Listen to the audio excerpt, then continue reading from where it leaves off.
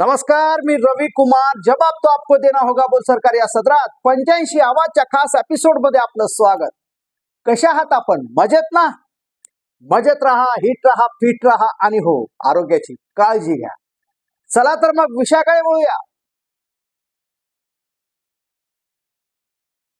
यावेळचा Mumbai महानगरपालिकेचा remote control Ravindra चव्हाणांच्या हातात आहे. खेळ सध्या तेच करतात. शिंदेंना मुंबईत दाबणारा माणूस सुद्धा हाच. हालचाली ओळखा. तारीख होती 1 जुलै 2025. साधारण 6 महिन्यांपूर्वी ठाणे, डोंबिवली, कल्याण, पालघर जिथे शिंदे जागा व्यापत होते तिथे भाजपनं आपला एक माणूस पूर्ण ताकदीनिशी उतरवला. ताकद फडणवीस नाही तर दिल्लीतून शहांनी दिली होती. नाव होतं रवींद्र चव्हाण. शिंदेंचा बालेकिल्ला असलेल्या ठाणे पालघरमध्ये भाजपनं रवींद्र चव्हाणांच्या नेतृत्वाखाली ऑपरेशन लोटस आखलं. साधारण 20 नोव्हेंबर 2025 पूर्वी BSUP योजना साजरीकरणादरम्यान भाजप आणि शिंदे शिवसेना कार्यकर्त्यांमध्ये धक्काबुक्की झाली. ज्या सेना नेते हरीश महाडिक आणि महेश लहाणे यांच्यावर भाजपच्या नारायण पवार यांनी हल्ला केल्याचा आरोप. याशिवाय कल्याण डोंबिवलीतील 3 माजी सेनेचे नगरसेवक महेश पाटील, सुनीता पाटील, सयाली विचारे यांना भाजपमध्ये सामील करण्यात आलं आणि ज्यामुळे शिंदे गटात संतापाची लाट उसळली. परिणाम स्वरूप 19 नोव्हेंबरला शिंदेंच्या मंत्र्यांनी मंत्रिमंडळ बैठकीवर बहिष्कार घातला. यापूर्वी फेब्रुवारी 2024 मध्ये भाजपा आमदार गणपत गायकवाड यांच्यावर सेना नेत्याच्या हत्येचा प्रयत्न केल्याचा आरोप आहे. शिंदे आणि फडणवीस यांनी यानंतर नो पोचिंग करार केला. एकामागून एक अचानक शिंदे गट आणि भाजपमधील धुसफूस चव्हाट्यावर आली. कारण होतं रवींद्र चव्हाण. आजची हिंट देते. शिवसेना नेते तथा परिवहन मंत्री प्रताप सरनाईक यांनी मीरा भाईंदरमधील आगामी निवडणुकीसाठी भाजप सोबतच्या महायुतीबाबत 24 तासांचा अल्टिमेटम दिला. भाजपनं तातडीने निर्णय न घेतल्यास शिवसेना स्वतंत्रपणे निवडणूक लढण्यास तयार असल्याचं त्यांनी स्पष्ट केलं. आता इथं थेट इशारा किंवा अल्टिमेटम देऊन बोलायची वेळ सुद्धा रवींद्र चव्हाण यांनीच आणली. त्यांनी भाजपचे नेते रवींद्र चव्हाण यांच्याशी संपर्क साधून समन्वय समिती नेमण्याची मागणी केली होती. भाजपचा प्रतिसाद सकारात्मक न आल्यास शिवसेना सर्व जागांवरती स्वबळावर लढण्यास सज्ज असल्याचं त्यांनी सांगितलं. हा अल्टिमेटम अर्ज भरण्यासाठी अवघे 2 दिवस उरल्यानं हा अल्टिमेटम देण्यात आल्याचं बोललं जातं. आता हे समजून घेण्याची गरज आहे की रवींद्र चव्हाण यांना शिंदेंविरोधात प्लॅन केलं गेलंय हे सांगण्यासाठी कोणते दाखले जोडले जातात. तारखा आठवा. 19 नोव्हेंबरची तारीख. शिंदेंच्या मंत्र्यांनी मंत्रिमंडळ बैठकीवर घातलेला बहिष्कार आठवा. दुसरी तारीख 20 नोव्हेंबरची. ठाणे येथे BSUP योजनेसंदर्भात भाजप शिवसेना कार्यकर्त्यांमध्ये धक्काबुक्की झाली. सेना नेत्यांवर हल्ला केला गेला. नाव चव्हाणांचंही घेतलं गेलं. तिसरी तारीख 28 नोव्हेंबर.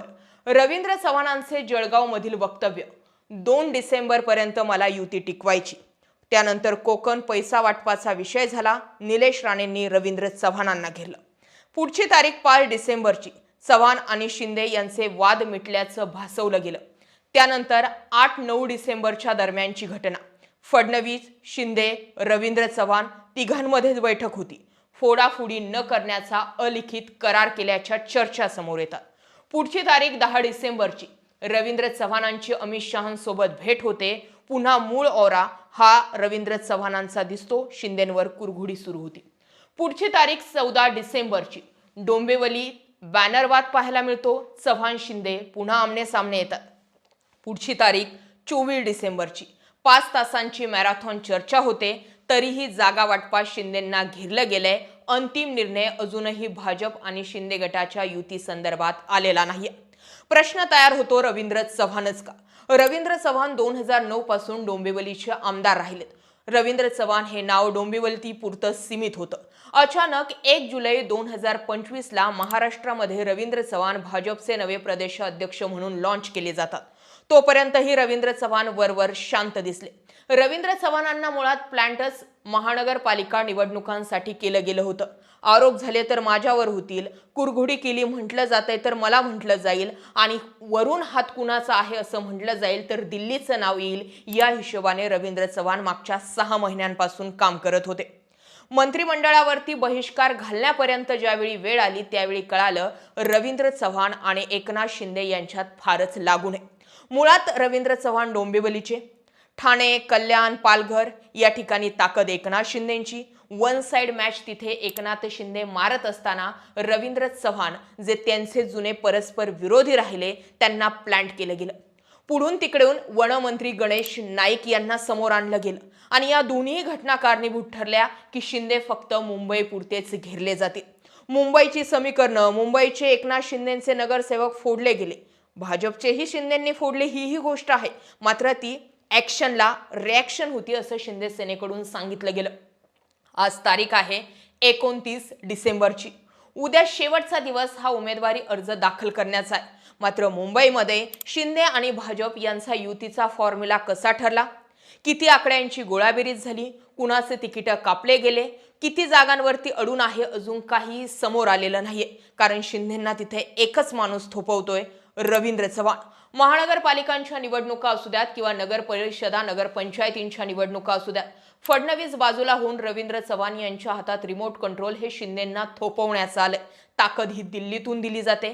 मग अशा वेळी श्रीकांत शिंदे जे हळूहळू करून मुंबईमध्ये वन साइड नेता होत होते, श्रीकांत शिंदे हे पडद्यामागचे डायरेक्टर ठरत होते, त्या शिंदेंना म्हणजे श्रीकांत शिंदेंनाही आणि एकनाथ शिंदेंना सध्या ओपनली नडणारा एकच माणूस रवींद्र चव्हाण.